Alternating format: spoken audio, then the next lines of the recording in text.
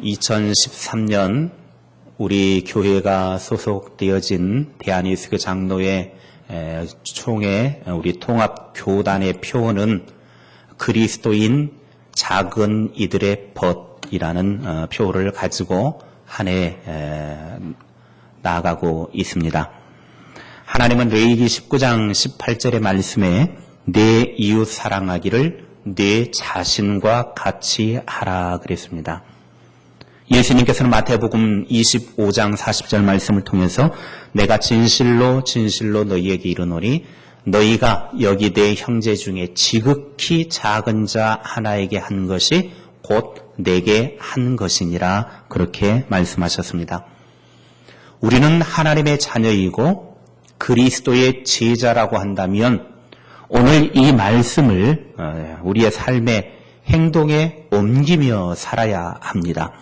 작은 자, 돌아보아야 할 자, 나의 도움이 필요한 자, 그 사람들을 나처럼 사랑해야 합니다. 오늘 본문 말씀에 보면 두 맹인이 등장하고 있습니다. 그런데 마가복음에서는 이 두 사람 중에 한 명이 맹인 거지 바디메오다라고 그렇게 그의 이름을 소개해 주고 있습니다. 특별히 그 맹인 거지 바디메오는 지극히 작은 자의 삶을 살고 있었던 사람이었습니다. 수많은 여리고 군중으로부터 소외되어 그늘진 곳에 있다가 거지의 인생을 살고 있다가 예수님이 그 마을 어귀에 지나간다라고 하는 소식을 듣자마자 그는 불행하던 인생이 예수님을 만나게 되어지고 행복의 삶으로 바뀌게 되었습니다. 살면서 불행을 행복으로 바꾸고 하나님 앞에 쓰임받는 인물이 되려면 어떻게 해야 하는지를 오늘 말씀을 통해서 우리들에게 가르쳐주고 있습니다. 첫째로 겸손하게 도움을 구해야 합니다. 30절 말씀에 맹인 두 사람이 길가에 앉았다가 예수께서 지나가신다 함을 듣고 소리질러 이르되 주여 우리를 불쌍히 여기소서 다윗의 자손이여 하니. 예수님께서 지나가신다라고 하는 소식을 들은 이 거지들은 요즘과 같은 꽃거지도 아닙니다. 이 거지들은 지극히 가난한 자였고 이들은 사회적으로 천대받는 사람들이었습니다. 그리고 앞을 보지도 못했고 또 없으니까 매일 구걸해야 삶을 살아갈 수 있는 그런 삶을 살아가는 지극히 연약한 자 중에 연약한 자들이었습니다. 그런데 오늘 맹인 거지 바디메오가 예수님이 지나간다라고 하는 소식을 듣자마자 주여 불쌍히 여기소서 다윗의 자손이여 하며 주님께 도움 요청을 하고 있습니다. 우리는 거지 소경은 아닙니다. 바디메오와 같은 인생은 아닙니다. 가난하지도 않습니다. 먹을 것이 없어서 굶주리는 적도 없습니다. 앞이 안 보여서 버벅거리며 다니는 그런 일도 없습니다. 우리는 분명 거지 소경 바디메오와 같은 인생은 아닙니다. 그러나 하나님 앞에 섰을 때 우리는 바디메오와 똑같은 인생이라고 하는 것입니다. 바디메오가 거지였고 가난한 자였고 앞을 보지 못한 소경이었다고 하면 하나님이 우리를 보았을 때는 길 잃은 자들이고 앞을 보지 못하는 자들이고 모두가 다 빈궁에 빠져 살아가는 거지와 같은 인생이 오늘 이 땅에 살아가는 모든 사람들의 인생이라고 하는 것입니다. 그런데 이런 불쌍한 인생들이 바디메오와 같이 복 있는 자로 삶의 문제를 해결하고 행복을 누리는 자로 삶을 살아갈 수 있는 비결이 있었습니다. 그것은 바로 주님께 부르짖는 기도의 힘입니다. 주님 없으면 저는 정말 살 길이 없습니다. 힘도 없고 능력도 없고 믿음도 부족합니다. 주님 저의 부족한 믿음을 도와주시고 저를 불쌍히 여겨주십시오. 그런 겸손한 기도가 하나님의 마음문을 열고 결국 축복의 문도 열리게 되는 것입니다. 놀라운 사실은 우리가 기도하면 우리는 기도 응답만을 바라지만 기도하게 되어지면 놀라운 사실이 있는데 기도하다 보면 먼저 나 자신이 변화되는 것을 경험하게 됩니다.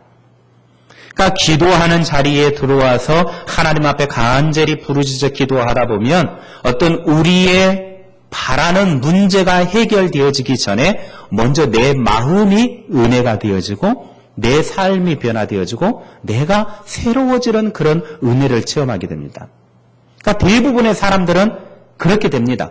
그런데 기도해도 내가 먼저 나 자신 은혜가 안 되고 내 자신이 변화가 안 되면 그것은 잘못된 기도를 하고 있을 가능성이 많습니다.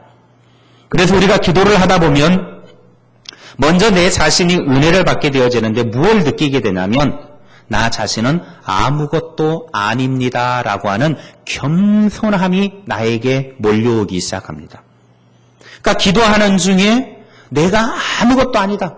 나는 힘도 없고 능력도 없고 나는 인간으로서 도저히 아무것도 할 수 없는 연약한 자다라고 하는 겸손함이 나에게 오기 시작합니다. 그러면서부터 이제 우리가 진실하게 기도를 하게 되어지죠. 그러다 보면 기도 목표에 대한 집념은 점점 사라지기 시작합니다. 내가 바라고 있던 어떤 기도의 제목이라든지 그 기도의 목표에서 점점 내려놓기 시작합니다. 그러다가 이제 남편을 위해서 기도를 하다 보면 아내를 위해서 기도하다 보면 지금까지는 서운한 마음이 있었고 때로는 마음 아픈 일들도 많이 있었는데 상대방의 배우자를 위해서 이렇게 기도하다 보면 점점 내 자신의 마음이 부드러워져 가지고 그 사람에 대한 불쌍한 마음이 들기 시작해집니다. 그러니까 처음에는 그 사람을 어떻게 좀 변화시켜 보겠다라고 기도 목표를 가지고 기도를 했는데 기도를 하다 보면 먼저 나 자신이 이제 배우자를 위해서 기도하는 순간 은혜가 나에게 오기 시작하면은 배우자에 대한 불쌍한 마음이 들기 시작해요. 오죽했으면 그렇게 살까? 아이고 저 인간도 얼마나 힘들까? 그런 마음이 들기 시작하게 되는 거죠. 이게 바로 은혜가 오기 시작하는 것입니다. 자녀를 위해서도 기도하다 보면 내가 얼마나 부모님과 또 하나님의 마음을 아프게 했는지 깨닫게 되어지는 것이죠. 배우자를 위해 기도하다 볼 때, 또 자녀들을 위해 기도하다 볼 때, 어떤 문제를 놓고 기도하다 볼 때, 우리들 자신이 먼저 이제는 그 문제에 집착하기보다는 겸손하게 내 삶이 변화되기 시작하더라고 하는 것입니다. 진실하게 기도할 때 하나님 앞에 들어가 나의 삶을 내려놓게 기도하게 되어지면 내 마음과 생각부터 겸손하게 변화되기 시작합니다. 기도 응답이라고 하는 것이 무엇입니까? 우리는 보통 기도 응답 그러면 내가 바라고 소원하는 것이 내 뜻대로 이루어지기를 원하는 것이 기도 응답이라고 그렇게 쉽게 말을 합니다. 그러나 내가 기도로 철저하게 깨지고 변화되는 것, 그게 기도 응답입니다. 내가 기도하는 자리로 들어갔더니 그 기도하는 자리에서 내가 산산이 부서집니다. 그리고 나 자신이 변화되기 시작합니다. 그리고 그 후에 주어지는 부수적인 어떤 것들은 은혜의 산물입니다. 하나님께서 우리들에게 기도하는 중에 나 자신을 변화시키기를 원하셨고 내가 새로워지기를 원하셨던 것이지 기도하면서 내가 지금 처한 어떤 삶의 문제가 해결되기를 하나님은 원한 것이 아니었습니다. 그래서 우리가 기도 응답 그러면 기도하는 중에 내가 변화되어지고 내가 하나님 앞에 바로 서게 되어지고 그 후에 부수적으로 어떤 것들이 이루어지는 것은 은혜로 주어지는 하나님의 선물일 뿐입니다. 그런데 우리는 자꾸 은혜의 선물만 바라보지 나 자신은 변화되려고 하지 않을 때가 너무나 많이 있습니다. 진실한 기도는 나를 먼저 변화시키고 곧 그 변화의 기운이 신비한 영적인 파동을 일으켜서 점차 우리의 삶의 환경도 변화되기 시작합니다. 물론 우리의 삶의 환경이 변화되지 않을 수도 있습니다. 그래도 나를 변화시킨 기도는 어떤 어려운 환경도 극복하게 되어져 있습니다. 나를 변화시키는 것과 같이 제일 힘든 게 어디 있습니까? 나를 새롭게 하는 것이 이 땅에서 가장 힘듭니다. 다른 사람이 변화되는 것도 좋지만 나 자신이 변화되는 것과 같이 어렵고 힘든 일은 없습니다. 여러분, 내 습관 하나 바꾸는 것 얼마나 힘듭니까? 우리가 이 땅에서 기도하는 중에 내 자신이 변화되었다고 하면 그 나 자신의 변화되어진 변화는 결국은 내 삶의 어떤 환경과 문제도 결국은 변화시킬 수 있는 힘을 갖게 되어집니다. 사람들이 물놀이 하러 갔다가 물에 빠져 죽는 이유가 무엇인 줄 아십니까? 사람들은 그 사람이 수영을 못했기 때문에 수영 미숙으로 빠져 죽었다. 물이 깊었기 때문에 빠져 죽었다. 막 그렇게 이야기를 합니다. 깊은 데를 들어가가지고 그렇게 빠져 죽었나. 함부로 그렇게 말합니다. 그런데 꼭 깊은 데에서만 빠져 죽습니까? 대부분 사람들이 물에 빠져 죽는 이유는 딱 한 가지입니다. 수영 못하기 때문입니다. 수영만 잘해보십시오. 아무리 깊어도 안 죽습니다. 수영을 못하니까 빠져 죽는 것입니다. 사람들이 문제에 빠져 죽는 이유도 문제가 크기 때문이 아닙니다. 문제가 커서 그 문제 속에서 허덕이는 것이 아니라 나를 변화시키고 나를 살릴 수 있는 기도가 없기 때문에 문제 속에서 허덕이는 것입니다. 그러므로 수영 잘하면 깊은 물 속에서도 살아나듯이 내가 기도의 능력을 가지고 나를 변화시킬 수 있는 힘만 있다고 하면 아무리 큰 문제를 가지고 있다 할지라도 우리는 살아날 수 있습니다. 그러므로 우리는 살아날 수 있는 기도의 능력을 갖추고 있기만 하면 어떤 위기 속에서도 당당하게 일어나 살아날 수 있음을 믿으시기를 바랍니다. 그러므로 기도할 때마다 나 자신이 겸손해져서 이 겸손의 무기로 하나님 앞에 새 힘을 가지고 문제 속에서도 살아나고 힘있게 일어날 수 있는 하나님의 사람들이 되십시오. 둘째로 끈질기게 기도해야 합니다. 31절 말씀에 무리가 꾸짖어 잠잠하라 하되 더욱 소리질러 이르되 주여 우리를 불쌍히 여기소서 다윗의 자손이여 하는지라. 바디메오가 앞이 보이지 않으니까 뭐 2판, 4판, 공사판이죠. 지금 자기가 앞이 보이지 않는데 문제를 해결해야 될 상황 속에서 다윗의 자손 예수여 나를 불쌍히 여기소서 큰 소리로 예수님께 도움 요청을 했습니다. 얼마나 큰 소리로 시끄럽게 떠들어댔든지 옆에 사람들이 야, 너 좀 조용히 좀 안 할래?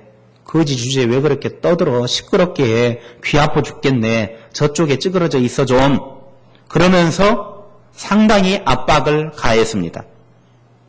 그런데 이런 상황 속에서 바디메오는 음에 기주고 하고 그냥 한쪽에 찌그러져 있는 것이 아니라 사람들이 방해하면 방해할수록 막으면 막을수록 더 큰 소리로 다윗의 자손 예수여 우리를 불쌍히 여겨주십시오 하면서 오히려 더 큰 소리로 도움 요청을 하더라고 하는 것입니다. 예수님께서는 그런 상황 속에서 끈질기게 방해하는 세력들이 있음에도 불구하고 막아서는 사람들이 있음에도 불구하고 더 큰 소리로 포기하지 아니하고 예수님께 부르짖어 기도할 때 그 소리를 들으시고 그 사람을 데려오라 말씀하시고 결국은 그의 문제를 해결해 주셨습니다.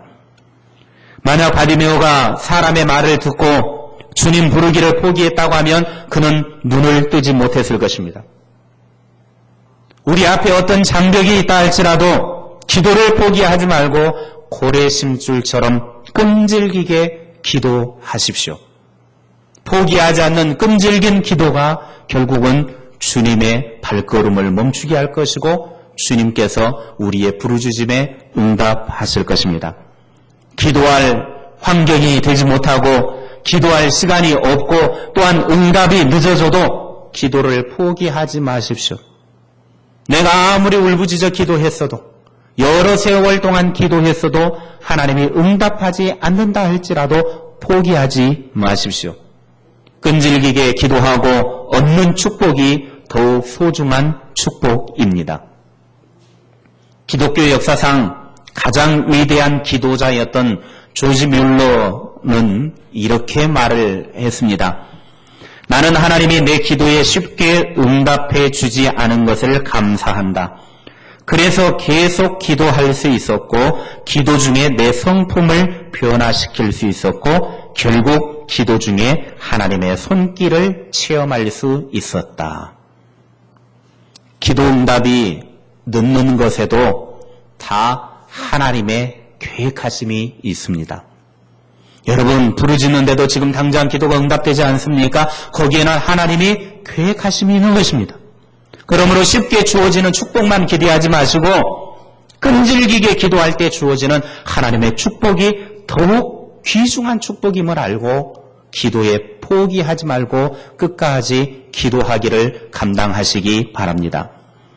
바디메오가 소리를 지르자 많은 사람들이 그를 꾸짖었습니다. 그러면서 그에게 잠잠하라고 말했습니다. 그런데 헬라어 성경으로 보면 바디메오를 꾸짖다라고 하는 이 말이 미완료형으로 진행이 됩니다. 미완료형이라고 하는 말은 무슨 말이냐면 사람들이 계속해서 그를 꾸짖었다라는 거예요. 한 번만 너 조용히 해 시끄러워 한 번만 한 것이 아니라 계속해서 너 조용히 해 시끄럽게 하지 마 계속 시끄럽게 하면 너 혼나 너 계속 시끄럽게 하면 주먹 날라간다 조용히 해라 너 경고했어 시끄럽게 하지 마 계속 하는 거예요. 이게 바로 미완료형이에요. 계속해서 조용히 하라고 지금 잠잠하라고 이야기하는 것입니다. 그런데 바디메오를 보십시오. 사람들은 계속해서 그를 가로막았지만 바디메오는 더욱 크게 소리 질렀다고 그랬습니다. 여기에 소리 지르는 행위 역시도 미완료형으로 되어져 있습니다. 무슨 말이냐면 사람들은 계속해서 소리 지르지 말라고 하는데 바디메오는 더 큰 소리로 계속해서 멈추지 아니하고 주님 도와주십시오. 다윗의 자손 예수의 나를 불쌍히 여기십시오. 도와주세요. 계속해서 외쳤다라는 거예요. 언제까지요? 예수님이 도와주실 때까지. 이게 미완료형이에요. 그러니까 옆에 있는 사람들은 계속해서 바디메오가 입이 열리지 않을 때까지 계속해서 막아섰다고 하면 바디메오는 막아서면 막아설수록 더 일어나고 더 큰 소리를 하고 더 부르짖었다는 거예요. 문제가 해결될 때까지 주님 앞에 설 때까지. 이게 끈질긴 포기하지 않는 기도의 모습입니다. 오늘 우리들에게도 바로 이런 모습이 있어야 되겠습니다. 세상 사람들은 우리의 믿음을 자꾸 꺾어버리려고 합니다. 우리로 하여금 하나님 앞에 나가지 못하도록 막으려고 합니다. 세상 사람들은 우리가 기도하는 것을 방해하려고 듭니다. 마귀는 우리가 예수님에게 나아가는 것을 여러 가지 방법을 동원해서 막으려고 합니다.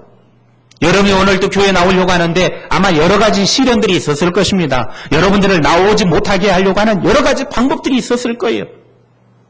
성질나게 하는 어떤 문제가 있었던지 아니면 부부간에 좀 막 대판 싸웠다든지 아니면 자식이 속을 썩였다든지 누가 바가지를 긁었다든지 아니면 몸이 좀 좋지 않았다든지 여러 가지 방법들이 있었을 거란 말이죠.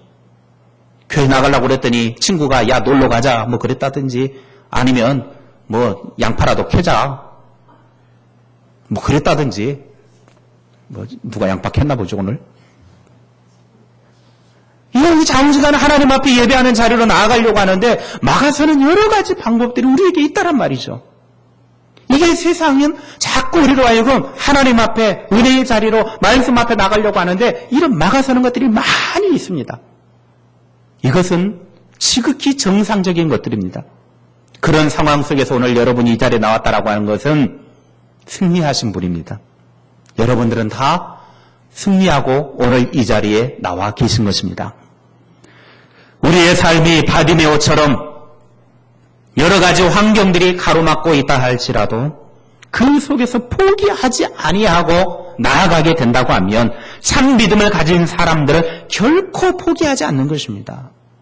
여러분 하나님의 은혜의 자리로 나오는 것, 하나님 앞에 나서는 것 아무리 많은 방해가 있다 할지라도 믿음으로 그 모든 것들을 이겨내고 하나님 앞에 우뚝 서시기를 바랍니다. 끈질기게 기도하시고 포기하지 마시고 담대하게 외쳐서 막으면 막을수록 더 큰 소리로 하나님을 찾고 부르짖어 하나님 앞에 바로 서서 하나님의 은혜를 누리는 그런 삶이 되시기를 바랍니다.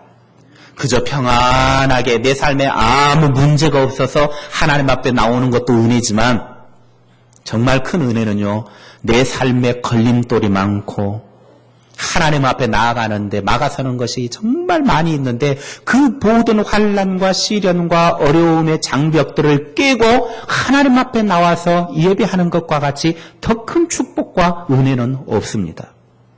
그것이 진실한 은혜입니다. 요즘 북한 사람들 얼마나 많은 시련을 당하고 있습니까? 특별히 예수 믿는 사람들 추방당하고 요즘 인터넷으로 영상을 보면요. 처참하게 죽어가는 북한의 기독교인들 너무나 많이 보여주고 있습니다.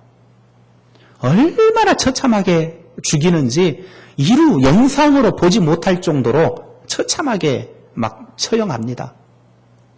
여러분 그 사람들이 목숨이 수십 개라서 그렇게 하겠습니까?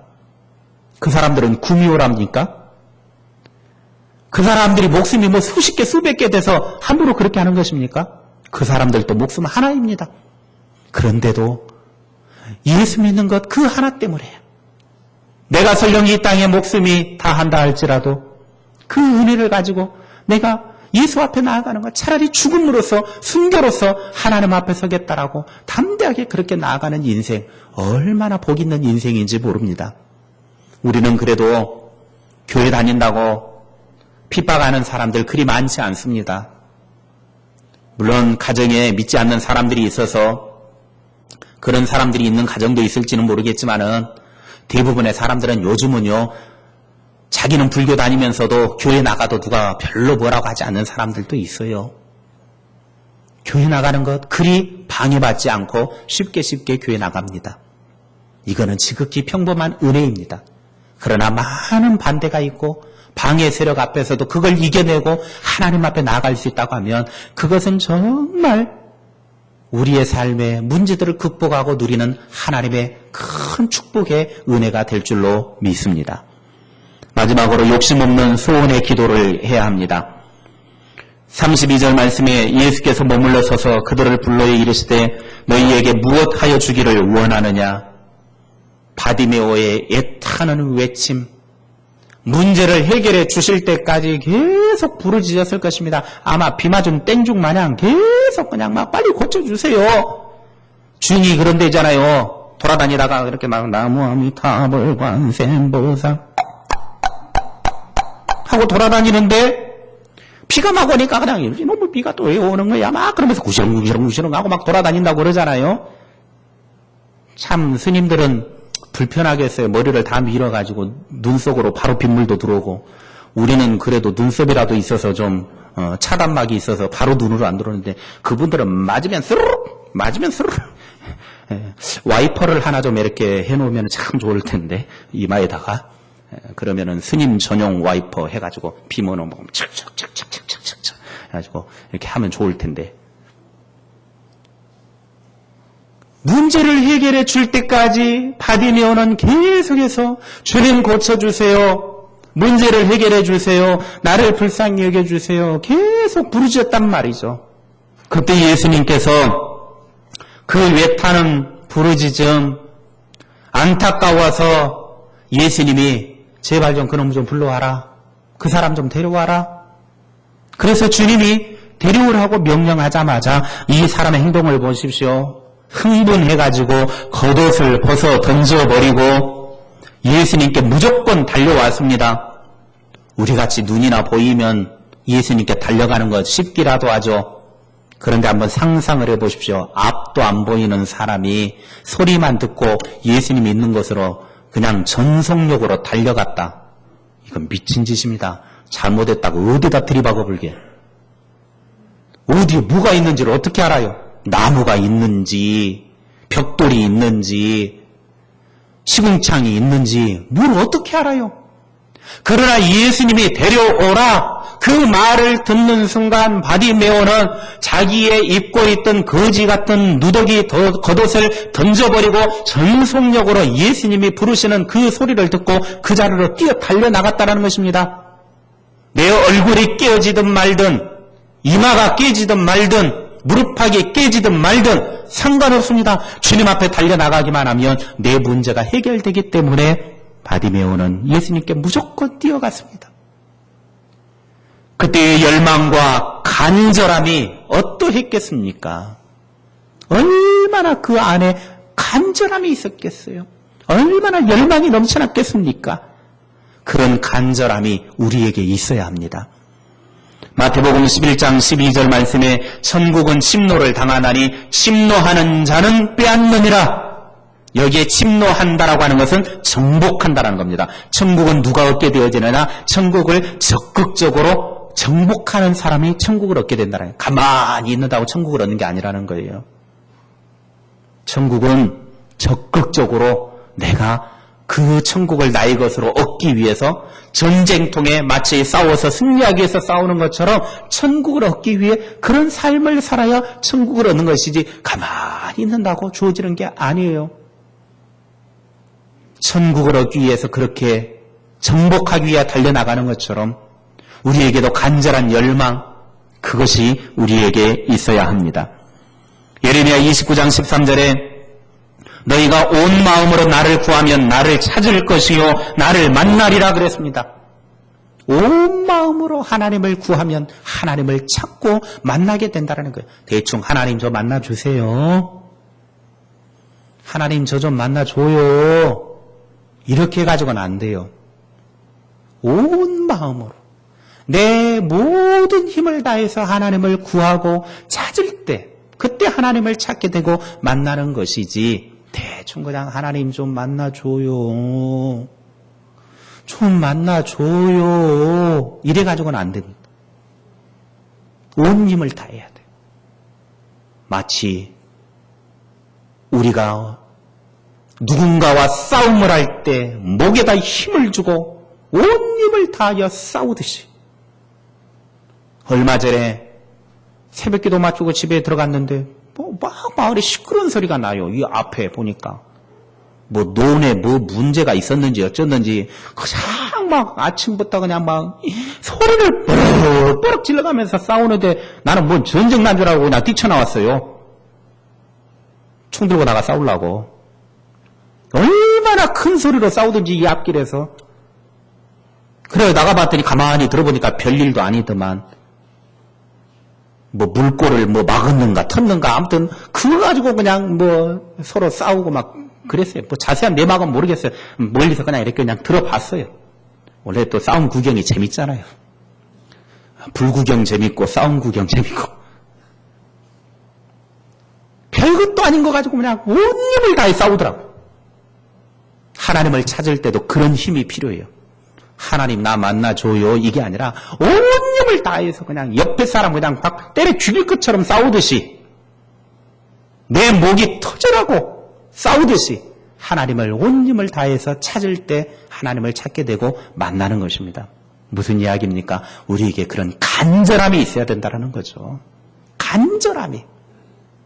과연 여러분에게 바디메오와 같은 그런 간절함이 있는지 한번 여러분 자신을 돌아보시기를 바랍니다. 예수님이 뭐라고 말합니까? 내게 무엇 해주기를 원하느냐? 너에게 무엇 해주기를 원하느냐? 내 소원이 뭐냐? 그때 바디메오는 다른 건 말하지 않았습니다. 다른 욕심이 없었습니다. 예수님, 한 100평짜리 아파트 한 채 주십시오. 아우디 1억 5천짜리 하나 주십시오. 예수님, 땅덩어리 넓은 거 하나 주셔서 벌어먹게 살도록 해주십시오. 다른 욕심이 없었습니다. 주님, 보기를 원합니다. 보기를 원합니다. 그의 소원에는 다른 어떤 욕심이 전혀 끼지 않았습니다. 오늘 예수님을 여러분에게 오셔서 예수님께서 여러분에게 너의 소원이 무엇이냐? 내가 너에게 무엇 해주기를 원하느냐? 말씀하신다면 여러분은 어떤 소원을 말씀하시겠습니까? 여러분 스스로 대답해 보십시오. 여러분 스스로에게 나는 무엇을 구할까? 지금 바디메오에게 있어서는 다른 것 없습니다. 그에게 지금 가장 중요한 것은 보는 것입니다. 보게 되어지면 거지도 청산할 수 있습니다. 일할 수 있으니까. 몸뚱아리가 성하면 무엇이든 할 수 있으니까. 그래서 그에게는 다른 욕심이 끼지 않았습니다. 주여, 보기를 원합니다.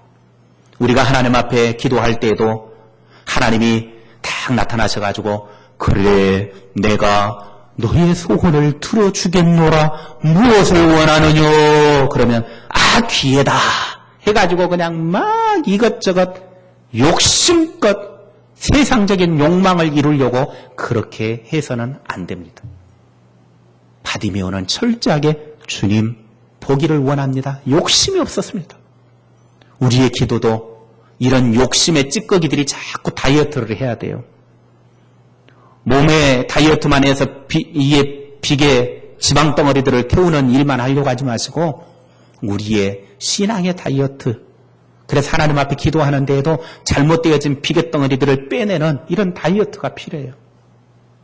너무나 하나님 앞에 우리의 욕망, 육신의 욕망만 추구하는 그런 기도는 하나님 앞에 별 의미가 없습니다.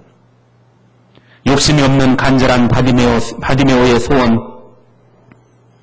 그 소원을 주님은 응답해 주셨습니다. 그의 눈을 만지시며 결국은 깨끗하게 고치셔서 보게 해 주셨습니다. 우리에게도 바로 이런 은혜가 있기를 바랍니다. 하나님 앞에서 정말로 간절한 욕망을 가지되 육신적인 욕망이 아니라 영적인 그런 욕망을 가지고 하나님 앞에 부르짖는 저와 여러분의 열정이 가득한 아름다운 삶이 되시기를 바랍니다. 하나님께서는 우리들에게 많은 것을 주시고자 준비하고 계십니다. 그런데 하나님께서 우리들에게 주시고자 하시는 많은 것들이 있지만 우리가 받지 못하는 이유가 있습니다. 그 이유는 뭔가 하면 브루스 윌킨슨의 야베스의 기도라고 하는 책에 보면 이런 내용이 나옵니다. 어느 날 존스라고 하는 사람이 천국에 가게 됐습니다.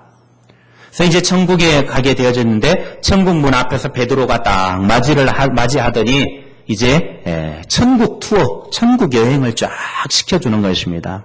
그런데 천국 여행하는 중에 이상한 빌딩이 하나가 큰 빌딩이 이렇게 보이는 겁니다.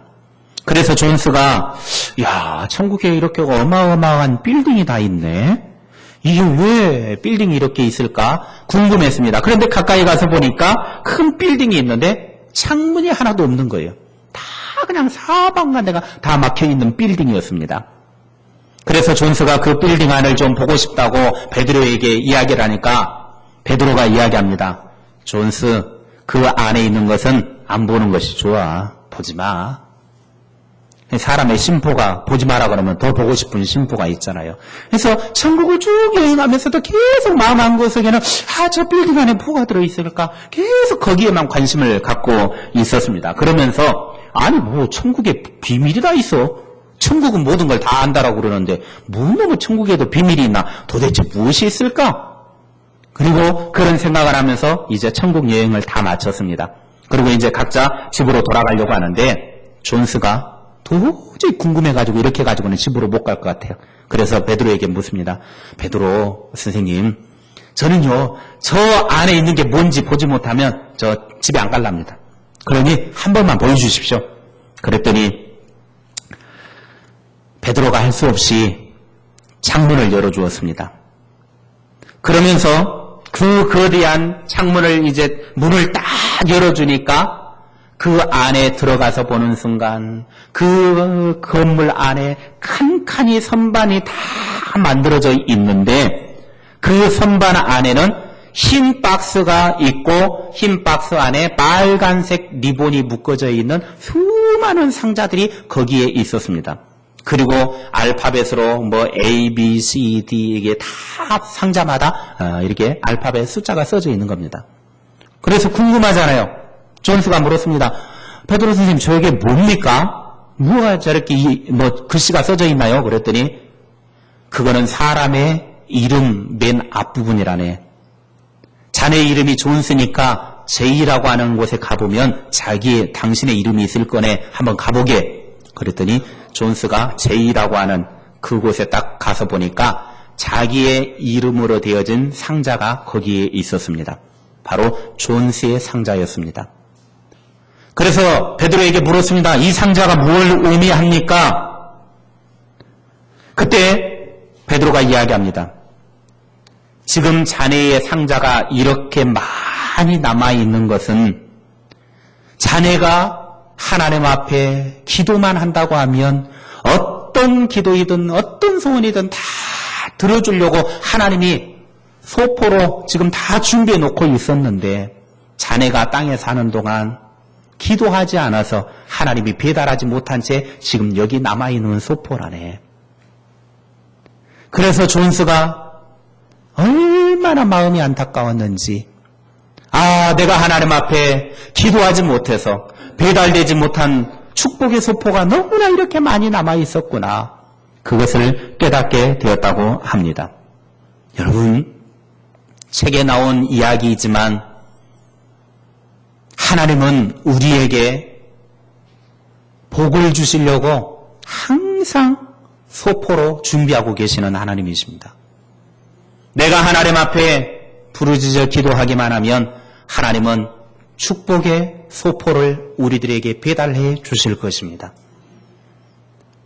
하나님 앞에 기도하지 못하여 나중에 하나님 앞에 갔을 때에 그 배달되지 못한 소포를 보면서 내가 좀 더 하나님 앞에 많이 구할 걸, 하나님 앞에 더 많이 요청할 걸, 그러지 마시고 지금 있는 동안 하나님 앞에 많이 구하셔서 배달되지 못한 소포가 하늘나라에 하나도 남지 않았으면 좋겠습니다. 바디메오와 같이 간절한 열망을 가지고 하나님 앞에 부르짖어 기도하는 중에 하나님이 준비하신 모든 축복의 배달물들이 다 배달되어지는 복을 누리는 아름다운 삶을 살 수 있기를 주님의 이름으로 축원합니다.